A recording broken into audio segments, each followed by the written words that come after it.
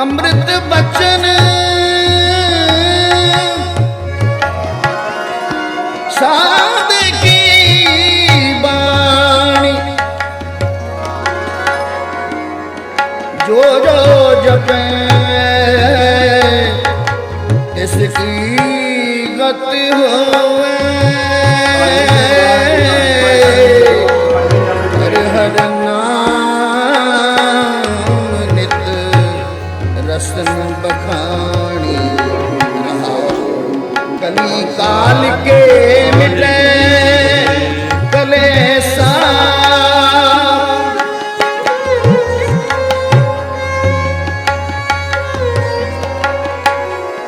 कली काल के मिटे कलेसा एको नाम मन में परवेशा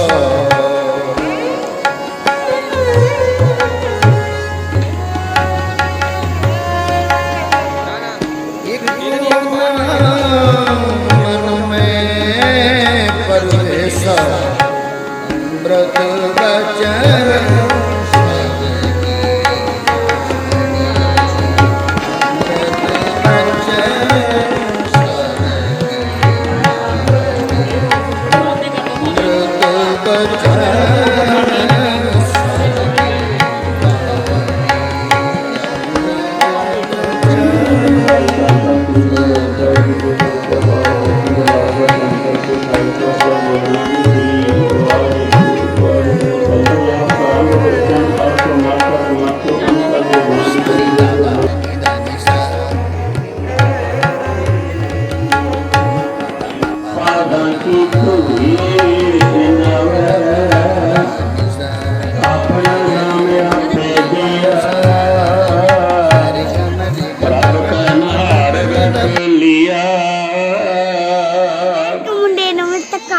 हर दर्शन प्राण उदारा यह पूरन बिमल विचारा कर कृपा अंतर जमी ਅੰਮ੍ਰਿਤ ਬਚਨ ਸਾਧ ਕੀ ਬਾਣੀ ਦੀ ਪੋਥੀ ਦੀ ਰਚਨਾ ਲਿਖਾਈ ਕਰਾਈ ਗੁਰੂ ਪਾਤਸ਼ਾਹ ਸੰਪੂਰਨ ਹੋਈ ਗੁਰਬਾਣੀ ਬਚਨ ਬੁਲਾਸ ਮਹਾਰਾਜ ਸੱਚੇ ਪਾਤਸ਼ਾਹ ਜਹਦਰ ਬਲਵਿੰਦਰ ਸਿੰਘ ਉਹਨਾਂ ਵੱਲੋਂ ਧੰਨਵਾਦ ਕਰਦੇ ਹਾਂ ਆਪ ਜੀ ਦਾ ਕਹਾ ਹੂਤ ਅਪਰਾਧੀ ਕਰਿਆਰੇ ਗੁਰੂ ਨਾਨਕ ਜਿਨ ਸੁਣਿਆ ਪੈ ਗਿਆ ਸਿਰ ਗਿਰਵਾਸ ਨਾ ਭਰਿਆ ਰੇ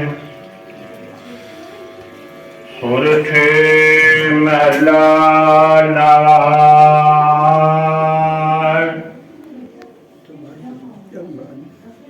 मन रे प्रभु की शरण विचारो जय सिमरत कंकासी उदरी ताको जस उतारो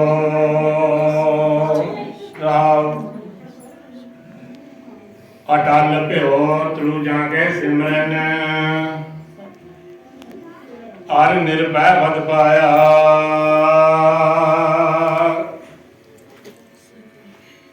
दुख हरता है विद को स्वामी तै काहे बिसराया जब ही शरण गही कृपा निध गज गिरा के छूटा मैं मां नाम कहाँ लौंबर राम कैत बंधन ते टुटा अजामल पापी जग जाने निम्ख महन सुतारा नानक का चेत चिंता मना तभी उतरे पारा अजामल पापी जग जाना निम्ख महन सुतारा नानक का चेत चिंता मना तभी उतरे पारा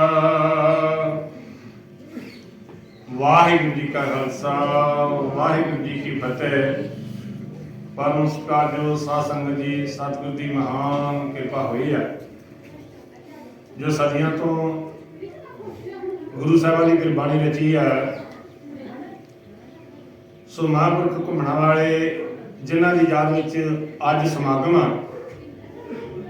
ਉਹਨਾਂ ਦੇ ਬਚਨਾਂ ਨੂੰ ਮੁੱਖ ਰੱਖ ਕੇ ਆਪਾਂ ਤੁਰਨਾ। ਮਹਾਂਪੁਰਖ ਬਚਨ ਕਰਦੇ ਹੁੰਦੇ ਸਨ ਕਿ ਸਾਜੂ ਦੇ ਵਿੱਚ ਬ੍ਰਹਮਾ ਨੇ 4 ਵੇਦ ਰਚੇ ਆ ਤੇ 6 ਪ੍ਰਾਣ 18 ਸਿਮਰਤੀਆਂ, ਹੋਰ ਬੜਾ ਕੁਝ ਗੁਰੂ ਸਾਹਿਬਾਂ ਗੁਰਬਾਣੀ ਦੇ ਵਿੱਚ ਵਰਣਨ ਕੀਤਾ ਕਿ ਰਚਿਆ ਵਾ। ਕਲਯੁਗ ਦੇ ਮਲਾਹ ਗੁਰੂ ਨਾਨਕ ਪਾਤਸ਼ਾਹ ਨੇ ਜਦੋਂ 5ਵੇਂ ਜਾਮੇ 'ਚ ਗਏ ਨੇ ਤੇ ਜਦੋਂ ਜਦ ਵਰਕ ਕਰਕੇ 4 ਵੇਦਾਂ ਦਾ ਨਿਚੋੜ ਕੱਢ ਕੇ ਗੁਰੂ ਗ੍ਰੰਥ ਸਾਹਿਬ ਦੀ ਬੀੜ ਬੱਧੀ।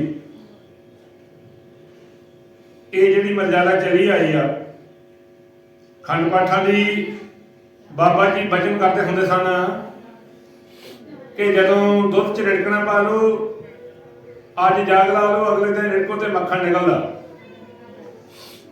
ਕਹਿਣ ਦਾ ਭਾਵ ਆ ਕਿ ਬਾਬਾ ਜੀ ਆਉਂਦੇ ਹੁੰਦੇ ਸਨ ਕਿ ਗੁਰਬਾਣੀ ਚੱਲਦੀ ਰਹਿੰਦੀ ਆ ਤੇ ਜਦੋਂ ਹੁਕਮਨਾਮਾ ਆਉਂਦਾ ਵਾ ਤੇ ਉਹ ਮੱਖਣ ਨਿਕਲਦਾ ਵਾ। ਗੁਰਬਾਣੀ ਸਾਰੀ ਦਾ ਨਿਚੋੜ। ਸੋ ਗੁਰਬਾਣੀ ਤੇ ਨਹੀਂ ਪੜ੍ਹੀ ਜਾਂਦੀ, ਸਾਰਿਆਂ ਕੋਲ ਸੁਣੀ ਨਹੀਂ ਜਾਂਦੀ। ਬਾਬਾ ਜੀ ਮਹਾਂਪੁਰਖਾਂ ਦੇ ਡੇਰੇ ਜਦੋਂ ਜਾਣਾ ਤੇ ਮਹਾਂਪੁਰਖਾਂ ਨੇ ਆਖਣਾ ਬੱਚੂ ਭੋਗ ਪਾਏ ਦੇ, ਹਾਂਜੀ ਮਹਾਰਾਜ ਜੀ ਪਾਏ। ਜਦੋਂ ਭੋਗਾਂ ਤੇ ਜਾਣਾ ਤੇ ਉਹ ਕਿੰਨੇ ਜਾਣਿਆ ਮਾਵਾਂ ਖੜੀਆਂ ਕੀਤੀਆਂ ਨੇ ਮਾਲ ਸ਼ਰਾਬ ਛੱਡਣ ਵੱਲੋਂ, ਤੇ ਅਸੀਂ ਕਈ ਵਾਰੀ ਆਖਣਾ ਮਹਾਰਾਜ ਕੋਈ ਛੱਡਦਾ ਹੀ ਨਹੀਂਗਾ, ਕਈ ਵਾਰੀ ਛੱਡ ਦਿੰਦੇ, ਕਈ ਵਾਰੀ ਨਹੀਂ ਛੱਡਦੇ। ਅੰਤਰਜਾਮੀ ਸਭ ਜਾਣਦੇ ਸਨ। ਇੱਕ ਵਾਰੀ ਜਿਹੜੀ ਇਹ ਪਹਿਲਾਂ ਵਿਆਖਿਆ ਕਰੀਏ, ਫਿਰ ਬਾਬਾ ਜੀ ਦੇ ਬਾਰੇ ਛੇੜਦੇ ਹਾਂ। ਜੇ ਗੁਰੂ ਸਮਰੱਥ ਬਖਸ਼ੇ, ਮਤ ਬਖਸ਼ੇ, ਹੁਕਮਨਾਮੇ ਦਾ ਵਿਚਾਰ ਕਰੀਏ। ਪਹਿਲਾਂ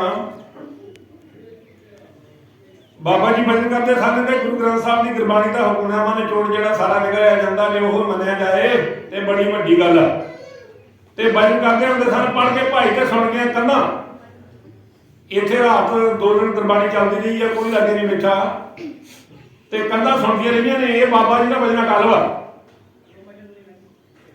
ਤੇ ਹੁਕਮਨਾਮਾ ਹੀ ਮੈਂ ਸੰਤਾਂ ਦੇ ਗਾੜੀ ਬੇਨਤੀਆਂ ਹੱਥ ਭਰ ਕੇ ਕਰਦੇ ਹਾਂ। ਪਰ ਜਿਹੜੇ ਦੂਰ ਨੇ ਬੈਠੇ ਘਰਾਂ 'ਚ ਬੈਠੇ, ਉਹਨਾਂ ਆਨੰਦ ਬਾਅਦ ਨੂੰ ਪ੍ਰਾਪਤ ਕਰ ਲੈਣਾ। ਕਈ ਵਾਰੀ ਜਿਗਿਆਸੂ ਜਿਹੜਾ ਲਾਗੇ ਆਣ ਕੇ ਬਹਿ ਕੇ ਵੀ ਨਹੀਂ ਸੁਣਦਾ, ਧਿਆਨ ਨਹੀਂ ਦਿੰਦਾ, ਇਕਾਗਰਚਿਤ ਨਹੀਂ ਹੁੰਦਾ। ਨਵੀਂ ਪਾਤਸ਼ਾਹੀ ਦਾ ਫਰਮਾਨ ਆਇਆ, ਮਨ ਰੇ ਪ੍ਰਭ ਕੀ ਸ਼ਰਨ ਵਿਚਾਰੋ।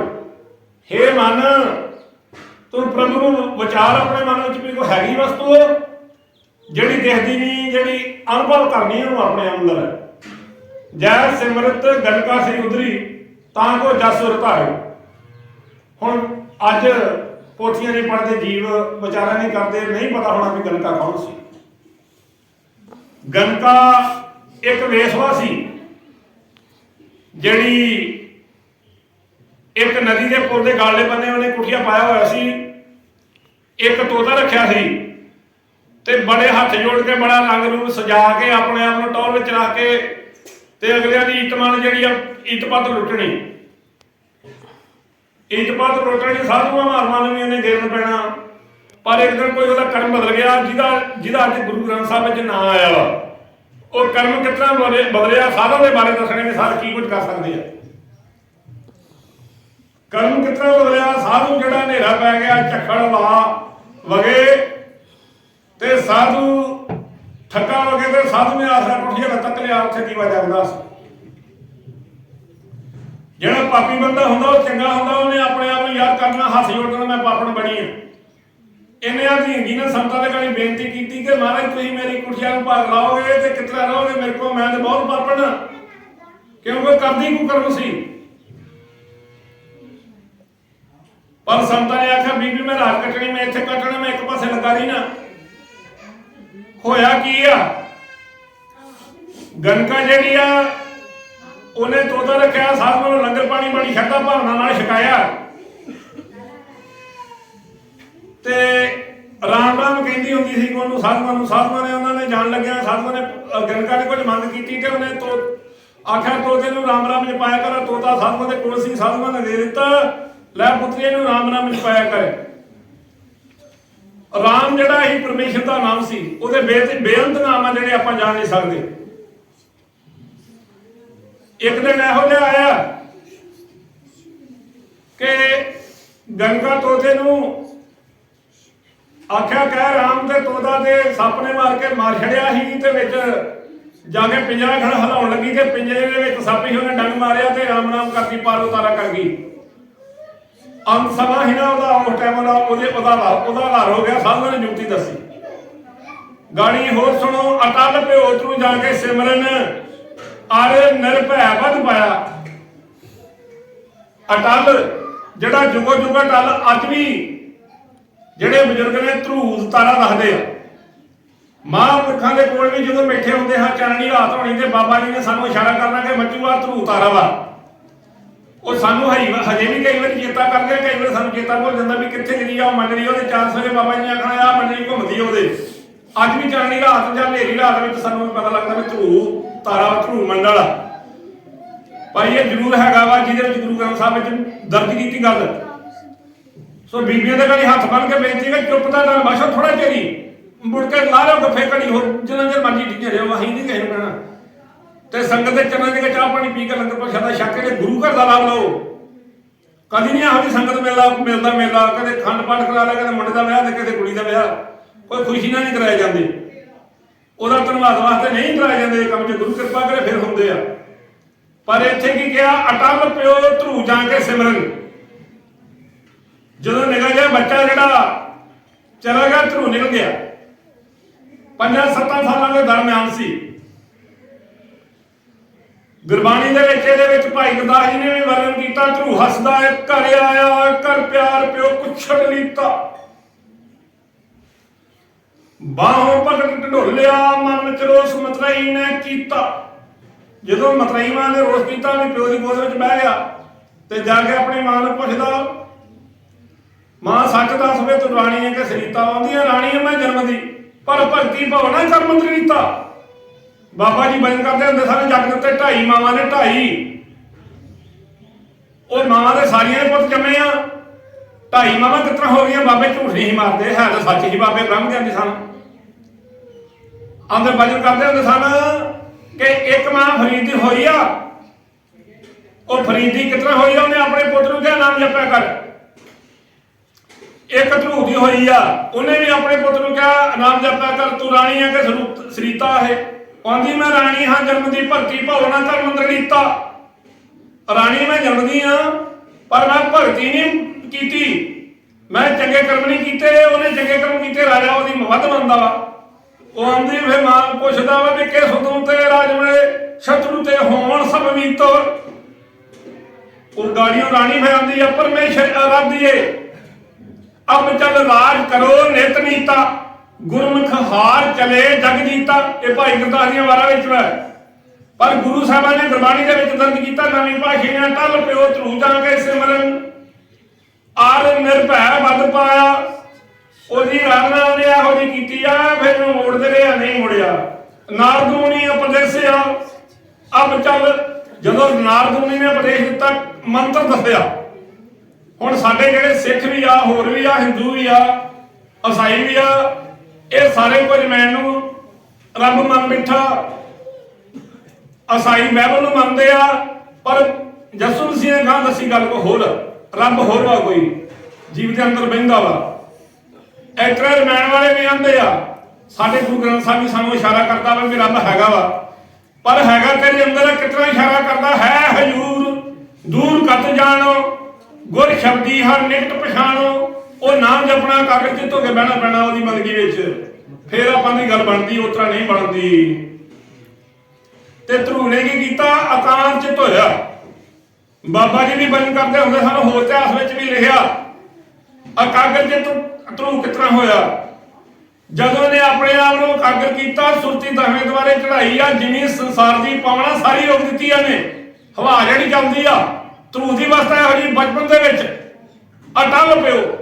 ਫਿਰ ਕਾਲਪੁਰਖ ਨੇ ਉਹਨੂੰ ਆਪਣੇ ਅਧੀਨ ਕਰਕੇ ਤੇ ਉਹਨੂੰ ਆਖਿਆ ਇਤਨੇ ਨਹੀਂ ਭਾਈ ਜੀ ਵੀ ਬੜੇ ਨਸ਼ਟ ਹੋਣਗੇ, ਜੋ ਚਾਹੀਦਾ ਤੂੰ ਮੰਗ। ਆਉਂਦਾ ਮੈਨੂੰ ਰਾਜ ਚਾਹੀਦਾ। ਕਿਹੜਾ ਹੈ? ਸੱਚਖੰਡ ਦਾ। ਝੂਠੇ ਰਾਜ ਦੀ ਕੋਈ ਲੋੜ ਨਾ, ਕੋਈ ਤਾਂ ਰਾਜ ਲੈਣਾ ਸੱਚਖੰਡ ਦਾ। ਤਾਂ ਕਰਕੇ ਜੁਗੋ ਜੁਗ ਟਲ ਅਮਰ ਵਾਤਰੂ ਦੁੱਖ ਹਰਤਾ ਹੈ ਵਿੱਚ ਕੋ ਸੁਆਮੀ ਤੈ ਕਾਹੇ ਬਸਰਾਇਆ। ਆ ਜਿਹੜੇ ਦੁੱਖਾਂ ਕਲੇਸ਼ਾਂ ਵਾਲੀ ਗੱਲ ਵਾ, ਆਪਾਂ ਆਪਣੀ ਗੱਲ ਥੋੜੀ ਜਿਹੀ ਕਰ ਦਿੰਦੇ ਆ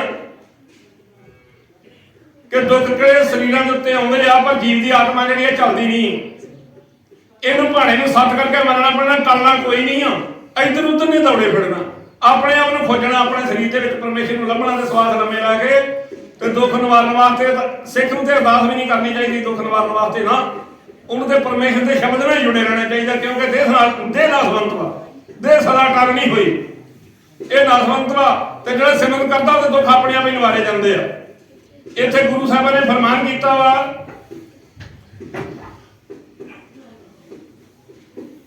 ਜਦ ਤੂੰ ਅਟਲ ਪਿਓ ਤੂੰ ਜਾ ਕੇ ਸਿਮਰਨ ਆਰਨੇ ਪਦ ਪਾਇਆ ਦੁੱਖ ਹਰਤਾ, ਜਿਹੜਾ ਦੁੱਖਾਂ ਦਾ ਨਾਸ਼ ਕਰਨ ਵਾਲਾ ਵਾ, ਇਹ ਬਿਲਕੁਲ ਸੁਆਮੀ ਨਾਮ ਜਪਣ ਦੇ ਨਾਲ ਤੈ ਕਹੇ ਬਸਰਾਇਆ ਤੂੰ ਮਨ ਦੇ ਵਿੱਚੋਂ ਕਿਉਂ ਕਰ ਦਿੱਤਾ। ਗਾੜੀ ਗੱਲ ਹੋਰ ਦਿੱਤੀ, ਹੋਰ ਜੋੜ ਦਿੱਤੀ, ਜਦ ਹੀ ਸਰਨ ਪਈ ਕਿਰਪਾ ਨਿਧ ਗੱਜ ਗਿਰਾ ਤੇ ਛੂਟਾ। ਇੱਥੇ ਗੱਜ ਤੇ ਗਰਾ ਦਾ ਕਿਸੇ ਨੂੰ ਨਹੀਂ ਪਤਾ ਵੀ ਗੱਜ ਗਿਰਾ ਕਿਹਨੂੰ ਕਹਿੰਦੇ ਆ। ਗੱਜ ਗੁਰੂ ਸਾਹਿਬ ਨੇ ਤਲਵੇ ਨੂੰ ਕਿਹਾ ਵਾ, ਹਾਥੀ ਨੂੰ, ਤੇ ਗਰਾਹ ਤਲਵੇ ਨੂੰ ਕਿਹਾ। ਇਤਿਹਾਸ ਪੜ੍ਹੀਏ ਫਿਰ ਪਤਾ ਲੱਗਦਾ, ਪਿਛਲੀਆਂ ਪੋਥੀਆਂ ਖੋਲੀਏ ਫਿਰ ਪਤਾ ਲੱਗਦਾ। ਦੀਵਾ ਜਗਾ ਜਗਾ ਕੇ ਬਾਬਾ ਜੀ ਆਂਦੇ ਹੁੰਦੇ ਪੋਥੀਆਂ ਪੜ੍ਹੋ, ਅੱਜ ਤਾਂ ਬੱਤੀਆਂ ਲੱਗ ਗਈਆਂ ਤੇ ਸਾਧਨੀ ਬਣ ਗਏ। ਜਦ ਹੀ ਸਰਨ ਗਹੀ ਕਿਰਪਾਨ ਜੋ ਕਾਰਪੁਰਖ ਦੀ ਔਟਾਸਾ ਲਿਆ ਤੇ ਫਿਰ ਕੀ ਹੋਇਆ, ਹਾਥੀ ਜਿਹੜਾ ਤਲਵੇ ਕੋ ਸੁੱਟ ਗਿਆ। ਪੋਥੀਆਂ ਦੇ ਵਿੱਚ ਲਿਖਿਆ ਵਾ, ਪੁਰਾਣੀਆਂ ਪੋਥੀਆਂ ਦੇ ਵਿੱਚ, ਕਿ ਇੱਕ ਹਾਥੀ ਕਿਸੇ ਨਦੀ ਜਾਂ ਸਮੁੰਦਰ ਵਿੱਚ ਪਾਣੀ ਪੀਣ ਗਿਆ। ਜਦੋਂ ਪਾਣੀ ਪੀਣ ਗਿਆ ਹੋਇਆ ਕੀ ਆ, ਉੱਥੇ ਤਲਵੇ ਨੇ ਪਕੜ ਲਿਆ ਇਹਨੂੰ,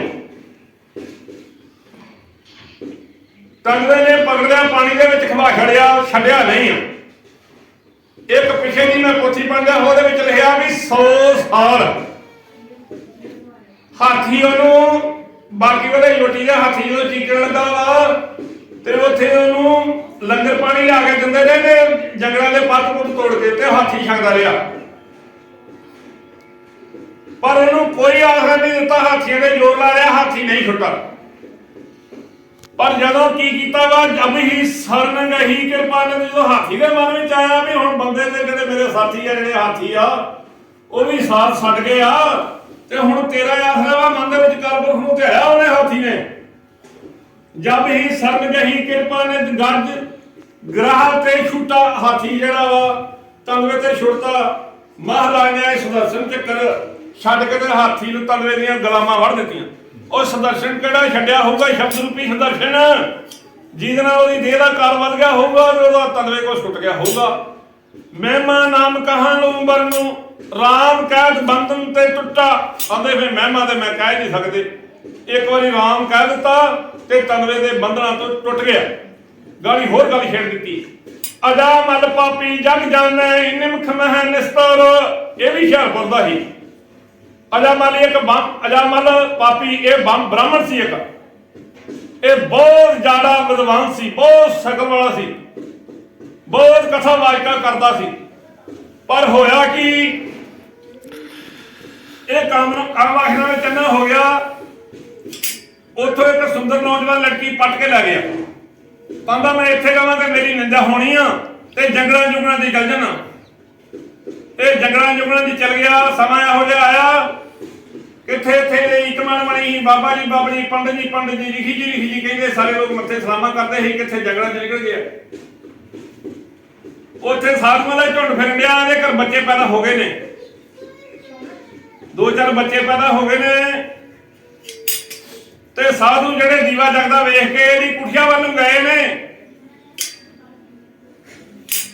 ਤੇ ਪਾਪੀ ਨੇ ਅਜਾਮਲ ਨੇ ਵੀ ਹੱਥ ਜੋੜਿਆ ਵੀ ਮੈਂ ਪਾਪੀ ਬਣਾ, ਮਹਾਰਾਜ ਤੁਸੀਂ ਮੇਰੇ ਕੋਲ ਕਿਤਰਾ ਆਣ ਕੇ ਰਹੋਗੇ। ਤਰਲੇ ਮਾਰਿਆ, ਆਂਦੇ ਨਹੀਂ ਅਸੀਂ ਹੁਣ ਰਾਤ ਕੱਟਣੀ, ਅਸੀਂ ਕਿੱਥੇ ਜਾਣਾ ਹੁਣ। ਜੰਗਲਾਂ ਦੇ ਮੇਰੇ ਮੂਹੇ ਲਿਆ ਕੇ ਸ਼ਿਕਾਇਤ ਸੰਤਾਂ ਨੂੰ, ਮਹਾਂਪੁਰਖਾਂ ਨੂੰ। ਦਿਆਵਾਨ ਸਾਧੂ ਦੇਖੋ ਕਿੰਨੇ ਹੁੰਦੇ, ਸਾਧੂ ਦੀ ਸੰਗਤ ਵੇਖੋ ਕਿਸ ਤਰ੍ਹਾਂ ਦੀ ਆ। ਇਹਨੂੰ ਗੰਡਕਾਂ ਨੂੰ ਵੀ ਸਾਧੂ ਨੇ ਅਵਤਾਰ ਕੀਤਾ ਵਾ, ਧਰੂਰ ਨੇ ਉਹਦੀ ਮਾਂ ਨੇ ਗਿਆਨ ਕੀਤਾ, ਪਰ ਇਹਨਾਂ ਨੂੰ ਨਾਰਦ ਮੁਨੀ ਮਿਲਿਆ ਵੀ ਸਾਧੂ ਰੂਪ ਦੇ ਵਿੱਚ ਸਨ। ਇੱਥੇ ਅਜਾਮਲ ਪਾਪੀ ਜਿਹੜਾ ਵਾ ਪੰਡਤ ਜੀ ਜਿਹੜੇ ਜੰਗਲਾਂ ਵਿੱਚ ਚਲ ਗਿਆ ਸੀ, ਇਹਨੂੰ ਵੀ ਜਾ ਕੇ ਇਤਨਾ ਹੀ ਸਾਧੂਆਂ ਨੇ ਤਾਰਿਆ, ਇਹਨੂੰ ਟੱਪਾ ਦੱਸਿਆ, ਕਹਿੰਦੇ ਕਿੰਨੇ ਬੱਚੇ ਆ, ਜਿੰਨੇ ਵੀ ਦੱਸੇ ਹੋਣਗੇ, ਕਿਸੇ ਨੇ 4 ਕਿਹਾ, ਕਿਸੇ ਨੇ 5 ਕਿਹਾ। ਉਹ ਲਿਖੀ ਜਿਹੜੇ ਲਿਖਣ ਵਾਲੇ ਲਿਖਾਰੀ ਹੈ, ਜਿਸ ਤਰ੍ਹਾਂ ਮਰਜ਼ੀ ਲਿਖ ਦੇਣ, ਪਰ ਫਿਰ ਦੱਸਦੇ ਆ ਵੀ ਉਹਨਾਂ ਨੇ ਕਿਹਾ ਜਾਂ ਮੰਨ ਲੈ ਵੀ ਇੱਕ ਤੁਹਾਡੇ ਘਰ ਬੱਚਾ ਪੈਦਾ ਹੋਰ ਹੋਊਗਾ, ਉਹਦਾ ਨਾਮ ਨਰੈਣ ਰੱਖ ਦਿਓ। ਨਰੈਣ ਕਿਹਦਾ ਨਾਂ ਸੀ? ਰਾਮ। ਨਰੈਣ ਜਿਹੜਾ ਸੀ ਕਾਲਪੁਰਖ ਦਾ ਨਾਮ ਸੀ। ਔਰ ਜਦੋਂ ਇਹਨੇ ਸਰੀਚੋੜਾ ਛੱਡਿਆ ਤੇ ਨਰੈਣ ਕਰਦਾ ਹੀ ਅਕਾਲ ਪੁਰਖ ਦੇ ਚਰਨਾਂ 'ਚ ਜਾ ਮਰਾਜਾ।